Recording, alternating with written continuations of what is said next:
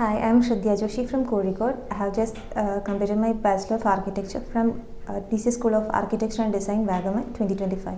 Basically ഞാനൊരു ആർക്കിടെക്റ്റാണ്. So ഞാനിവിടെ architecture and structural എന്ന് പറഞ്ഞ കോഴ്സാണ് ചൂസ് ചെയ്തത്. അപ്പം ഈ സ്ട്രക്ചറലും കൂടെ പഠിക്കുമ്പോൾ ഞങ്ങൾക്ക് കുറച്ചും കൂടി ഇൻട്രസ്റ്റിംഗ് ആയിട്ട് ഞാൻ പഠിച്ചതിനെ വെച്ച് എനിക്ക് കുറച്ചും കൂടി ഡെവലപ്പ് ചെയ്ത് എൻ്റെ സോഫ്റ്റ്വെയർ ഒക്കെ നന്നായിട്ട് ബെറ്റർ ആയിട്ട് ചെയ്യാൻ തോന്നി. അതുകൊണ്ടാണ് ഞാൻ ആർക്കിടെക്ചർ ആൻഡ് സ്ട്രക്ചർ ചൂസ് ചെയ്തത്.